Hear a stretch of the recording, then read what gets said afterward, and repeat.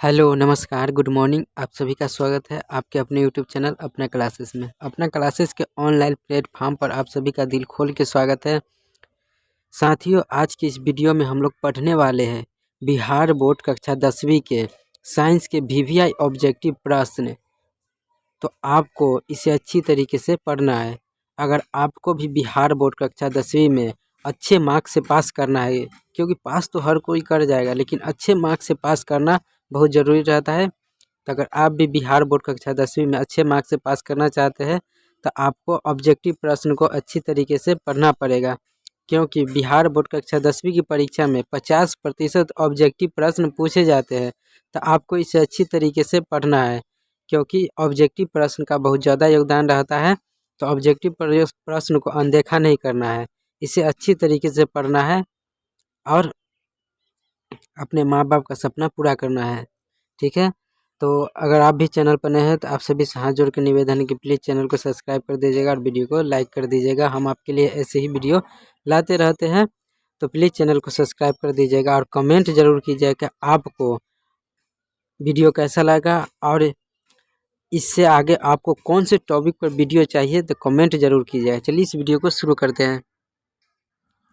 इसमें आपको दिख रहा होगा कि यह टारगेट का मॉडल पेपर है और 2023 का मॉडल पेपर है और कक्षा 10वीं का है। तो चलते हैं प्रश्न की ओर। आज मैं आपको साइंस का वीवीआई ऑब्जेक्टिव प्रश्न कराने वाला हूं, तो आपको इसे अच्छी तरीके से पढ़ना है, क्योंकि आपको भी अच्छे मार्क्स लाना है बिहार बोर्ड के परीक्षा में। तो आपको ऑब्जेक्टिव प्रश्न को अच्छी तरीके से पढ़ना पड़ेगा, क्योंकि 50% ऑब्जेक्टिव प्रश्न पूछे जाते हैं। आपको बिहार बोर्ड के परीक्षा में साइंस में 80 नंबर का क्वेश्चन रहेगा, जिसमें से 40 प्रश्न वस्तुनिष्ठ प्रश्न पूछे जाएंगे। 40 गो क्वेश्चन जो रहेगा वह वस्तुनिष्ठ प्रश्न यानी ऑब्जेक्टिव प्रश्न रहेगा। तो ऑब्जेक्टिव प्रश्न का बहुत ज़्यादा योगदान रहता है अच्छे मार्क्स लाने के लिए। तो आपको अच्छी तरीके से ऑब्जेक्टिव प्रश्न को पढ़ना है। तो आपका पहला प्रश्न है, वैद्युत प्रतिरोधकता निर्भर करता है। जो वैद्युत प्रतिरोधकता होता है वह निर्भर किस पर करता है? तो वैद्युत प्रतिरोधकता जो होता है वह चालक की लंबाई पर निर्भर करता है, चालक के अनुप्रस्थ पर भी निर्भर करता है, चालक के पदार्थ की प्रकृति पर भी निर्भर करता है। तो आपका राइट आंसर हो जाएगा ऑप्शन डी।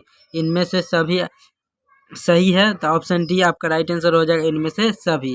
वैद्युत प्रतिरोधकता है जो चालक की लंबाई पर, चालक के अनुप्रस्थ पर भी और चालक के पदार्थ की प्रकृति पर सब पर निर्भर करता है। तो ऑप्शन डी आपका राइट आंसर हो जाएगा।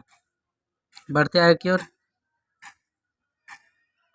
आपका अगला क्वेश्चन है, विद्युत शक्ति का एसआई मात्रक है। विद्युत शक्ति जो है उसका एसआई मात्रक क्या होता है? तो विद्युत शक्ति का एसआई मात्रक होता है वाट। तो ऑप्शन ए आपका राइट आंसर हो जाएगा वाट। विद्युत शक्ति का एसआई मात्रक क्या होता है? तो वाट। एक यूनिट विद्युत ऊर्जा का मान है। एक यूनिट विद्युत ऊर्जा का मान कितना होता है? तो आपका राइट आंसर हो जाएगा 3.6 गुना 10 के पावर 6 जूल। तो ऑप्शन डी आपका राइट आंसर हो जाएगा 3.6 गुना 10 के पावर 6 जूल। तो ऑप्शन डी आपका राइट आंसर हो जाएगा ऑप्शन डी। बढ़ते आगे की ओर। निम्न में से कौन सा कथन सत्य नहीं है? ये जो ऑप्शन दिया गया है इसमें से कौन सा कथन जो है सत्य नहीं है यानी असत्य है? तो आपका राइट आंसर हो जाएगा ऑप्शन डी। हरे विद्युत रोधन वाला तार, हरे विद्युत रोधन वाला तार प्राय विद्युतमय तार होता है। तो ये ऑप्शन सत्य नहीं है, तो ऑप्शन डी आपका राइट आंसर हो जाएगा। बढ़ते हैं की ओर। फ्लेमिंग के वाम हस्त नियम में बायां हाथ का मध्यमा संकेत करती है। फ्लेमिंग के वाम हस्त नियम में बायां हाथ का मध्यमा जो होता है वह संकेत करती है। बायां हाथ जो होता है उसमें जो मध्यमा होता है वह क्या संकेत करता है? तो वो संकेत करता है विद्युत धारा को। मध्यमा जो होता है यानी बीच वाला उंगली जो होता है वो फ्लेमिंग के वाम हस्त नियम में बीच वाला जो उंगली होता है वह विद्युत धारा को, और जो तर्जनी होता है अंगूठा के बाद वाला वो चुंबकीय क्षेत्र को, और अंगूठा जो होता है विद्युत गति को दर्शाता है। एक बार और इसे अच्छी तरीके से समझेंगे फ्लेमिंग के वाम हस्त नियम को। फ्लेमिंग के वाम हस्त नियम में जो अंगूठा होता है वह गति की दिशा को निरूपित करता है। अंगूठा किसे निरूपित करता है? गति की दिशा को। और जो तर्जनी होता है, जो अंगूठा के बाद वाला उंगली होता है, वह चुंबकीय क्षेत्र को निरूपित करता है। ये निरूपित यानी प्रदर्शित करता है। जो मध्यमा होता है, जो मध्यमा यानी बीच वाला उंगली जो होता है, विद्युत धारा को निरूपित करता है। तो आपको हमेशा ध्यान रखना है कि फ्लेमिंग के वाम हस्त नियम में जो होता है, अंगूठा गति की दिशा को, तर्जनी यानी अंगूठे के बाद वाला उंगली जो होता है वह चुंबकीय क्षेत्र को, और मध्यमा यानी बीच वाला उंगली जो होता है विद्युत धारा को निरूपित करता है। इसमें पूछा गया फ्लेमिंग के वाम हस्त नियम में बायां हाथ का मध्यमा संकेत करता है। तो ऑप्शन सी आपका राइट आंसर हो जाएगा, चालक के प्रवाहित विद्युत धारा की, यानी विद्युत धारा जो मध्यमा होता है विद्युत धारा को निरूपित करता है। तो ऑप्शन सी आपका राइट आंसर हो जाएगा, चालक में प्रवाहित विद्युत धारा की दिशा। बढ़ते आगे की ओर।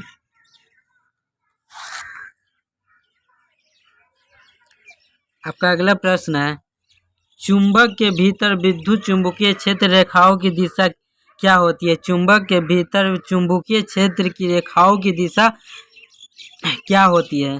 तो आपका राइट आंसर हो जाएगा ऑप्शन ए, उत्तर ध्रुव से दक्षिण ध्रुव की ओर होता है। चुंबक के भीतर चुंबकीय क्षेत्र की रेखाओं की दिशा कैसी होती है? तो उत्तर ध्रुव से दक्षिण ध्रुव की ओर होती है। तो ऑप्शन ए आपका राइट आंसर हो जाएगा। बढ़ते आगे की ओर। आपका अगला प्रश्न है, नाभिकीय ऊर्जा का स्रोत निम्न में कौन सा है? नाभिकीय ऊर्जा का स्रोत निम्न में से कौन सा है? तो आपका राइट आंसर हो जाएगा यूरेनियम। नाभिकीय ऊर्जा का स्रोत यूरेनियम होता है। तो ऑप्शन ए आपका राइट आंसर हो जाएगा यूरेनियम। वैज्ञानिक आंद्रे मैरी एम्पियर किस देश से संबंधित है? वैज्ञानिक आंद्रे मैरी एम्पियर किस देश से संबंधित है? तो आपका राइट आंसर हो जाएगा फ्रांस। ऑप्शन बी, आंद्रे जो थे आंद्रे मैरी एम्पियर वह फ्रांस के थे। तो ऑप्शन बी आपका राइट आंसर हो जाएगा फ्रांस। पवनों का देश कहा जाता है, पवनों का देश किसे कहा जाता है? तो आपका राइट आंसर हो जाएगा डेनमार्क जो है उसे पवनों का देश कहा जाता है। तो ऑप्शन सी आपका राइट आंसर हो जाएगा डेनमार्क। बढ़ते आगे की ओर। चुंबकीय क्षेत्र एक ऐसी राशि है जिसमें होते हैं, चुंबकीय क्षेत्र एक ऐसी राशि है जिसमें होते हैं। तो आपका राइट आंसर हो जाएगा ए और बी दोनों सही हो जाएगा। चुंबकीय क्षेत्र एक ऐसी राशि जिसमें होता है, परिणाम भी होता है और दिशा भी होता है। तो ऑप्शन ए और बी दोनों सही है। तो आपका राइट आंसर हो जाएगा ऑप्शन सी, ए और बी दोनों। प्रकाशिक माध्यम कितने प्रकार के होते हैं? प्रकाशिक माध्यम जो होता है वो कितने प्रकार के होते हैं? तो आपका राइट आंसर हो जाएगा 3 प्रकार के होते हैं। प्रकाशिक माध्यम कितने प्रकार के? 3 प्रकार के। प्रकाशिक माध्यम कितने प्रकार के होते हैं? तो 3 प्रकार के होते हैं। बढ़ते हैं की ओर। तारों के टिमटिमाने का कारण है, तारे जो टिमटिमाते हैं उसका कारण क्या होता है? तो आपका राइट आंसर हो जाएगा वायुमंडल का अपवर्तन। ऑप्शन सी, वायुमंडल में अपवर्तन के कारण ही तारे टिमटिमाते हैं। तो ऑप्शन सी आपका राइट आंसर हो जाएगा। तारों के टिमटिमाने का कारण क्या है? तो वायुमंडलीय अपवर्तन। आमीटर का प्रतिरोध होता है, आमीटर का प्रतिरोध होता है। तो आपका राइट आंसर क्या हो जाएगा? बहुत छोटा होता है। आमीटर का प्रतिरोध होता है तो बहुत छोटा होता है। ऑप्शन सी आपका राइट आंसर हो जाएगा, बहुत छोटा होता है आमीटर का प्रतिरोध। बढ़ते आगे की ओर। खिलौनों में किस सेल का उपयोग होता है? खिलौनों में किस सेल का उपयोग होता है? तो सूखा सेल का उपयोग होता है। खिलौनों में किस सेल का उपयोग होता है? तो सूखा सेल का उपयोग होता है। ऑप्शन ए आपका राइट आंसर हो जाएगा, सूखा सेल। इसे और बड़ा कर लेते हैं। कार्य करने की क्षमता को कहते हैं, कार्य करने की क्षमता को क्या कहते हैं? तो ऊर्जा कहते हैं। कार्य करने की क्षमता को ऊर्जा कहते हैं। तो ऑप्शन सी आपका राइट आंसर हो जाएगा। लेंस की फोकस दूरी f और वक्रता त्रिज्या r में क्या संबंध है? लेंस की फोकस दूरी f और वक्रता त्रिज्या r में क्या संबंध है? तो आपका राइट आंसर हो जाएगा f बराबर r2 होता है। तो ऑप्शन बी आपका राइट आंसर हो जाएगा, f बराबर r2। जो फोकस दूरी होता है वह वक्रता त्रिज्या के आधी होती है। तो ऑप्शन बी आपका राइट आंसर हो जाएगा, F बराबर R2 यानी फोकस दूरी जो होती है वक्ता त्रिज्या की आधी होती है। निम्न में किस माध्यम का अपवर्तनांक अधिक है? निम्न में किस माध्यम का अपवर्तनांक अधिक है? तो आपका राइट आंसर हो जाएगा ऑप्शन डी, हीरा। हीरा का जो अपवर्तनांक होता है वह सबसे अधिक होता है। निम्न में किस माध्यम का अपवर्तनांक अधिक होता है? तो हीरा का अपवर्तनांक अधिक होता है।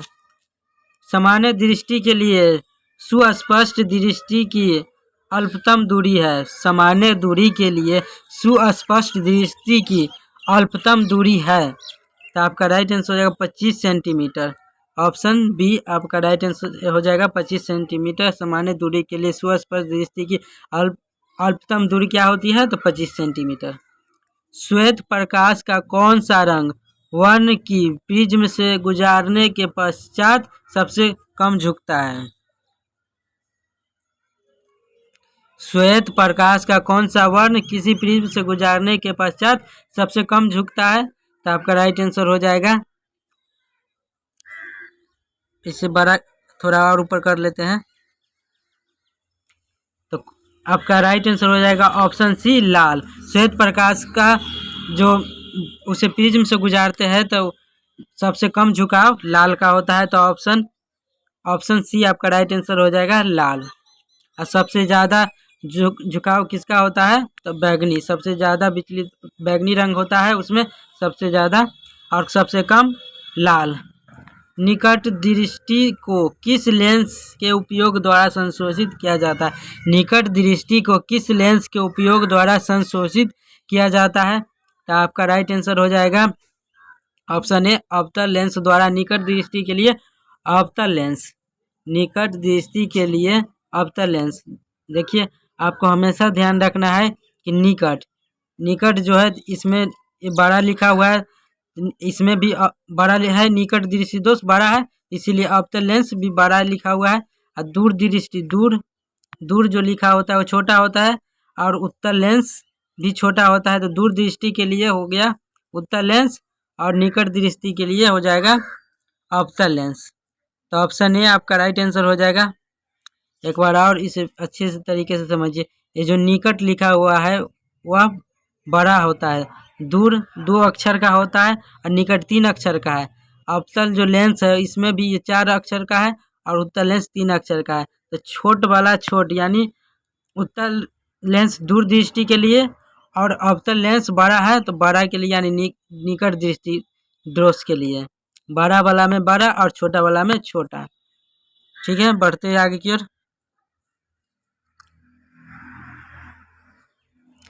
नाइक्रोम में कौन कौन से तत्व होते हैं? नाइक्रोम में कौन कौन से तत्व होते हैं? तो आपका राइट आंसर हो जाएगा ऑप्शन ए, निकल एवं क्रोमियम। नाइक्रोम में निकल एवं क्रोमियम होता है। तो ऑप्शन ए आपका राइट आंसर हो जाएगा, निकल एवं क्रोमियम। ठीक है। इलेक्ट्रॉन पर कितना आवेश होता है? इलेक्ट्रॉन पर कितना आवेश होता है? तो आपका राइट आंसर हो जाएगा ऑप्शन डी, 1.6 गुना 10 के पावर -19 कूलम। इलेक्ट्रॉन पर कितना आवेश होता है? तो 1.6 गुना 10 के पावर -19 कूलम आपका राइट आंसर हो जाएगा, इलेक्ट्रॉन पर आवेशित होता है। तो ऑप्शन डी आपका राइट आंसर हो जाएगा। बढ़ते हैं की ओर। जूल कूलम किसके बराबर है? जूल कूलम जो है वह किसके बराबर है? तो आपका राइट आंसर हो जाएगा बोल्ट के बराबर। जूल कूलम किसके बराबर होता है? तो बोल्ट के बराबर होता है। तो ऑप्शन बी आपका राइट आंसर हो जाएगा, बोल्ट। विभवांतर का ऐसा मात्रक होता है? विभवांतर का ऐसा मात्रक क्या होता है? तो बोल्ट होता है। विभवांतर का ऐसा मात्रक क्या होता है? बोल्ट होता है। आपको हमेशा ध्यान रखना है, ऐसा ही मात्रक तो पूछेगा ही। तो विभवांतर का ऐसा मात्रक क्या होता है? तो बोल्ट होता है। विभवांतर मापने वाला यंत्र को कहते हैं, विभवांतर मापने वाले यंत्र को क्या कहते हैं? तो वोल्ट मीटर कहते हैं। विभवांतर का ऐसा मात्रक वोल्ट, और विभवांतर को मापने वाले यंत्र को वोल्ट मीटर। तो ऑप्शन डी आपका राइट आंसर हो जाएगा।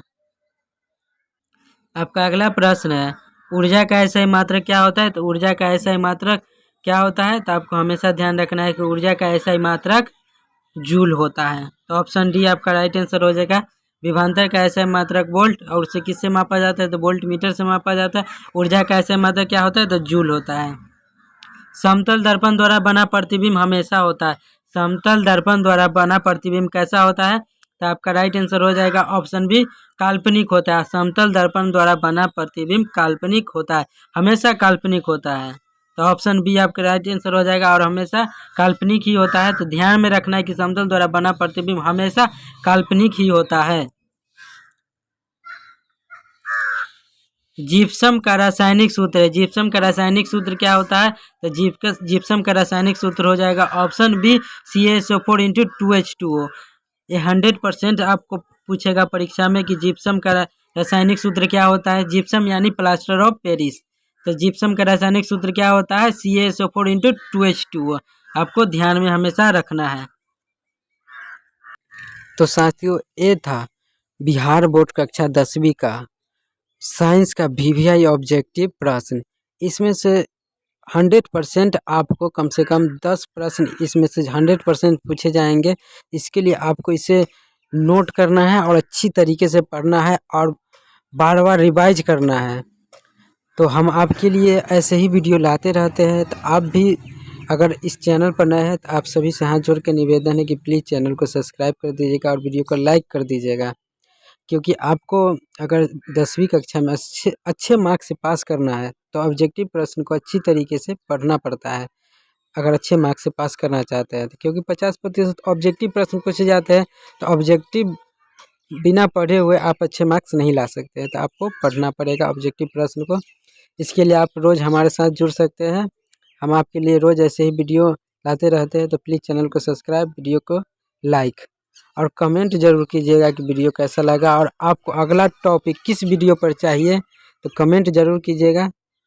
तो मिलते हैं अगली वीडियो में, तब तक के लिए धन्यवाद। जय हिंद।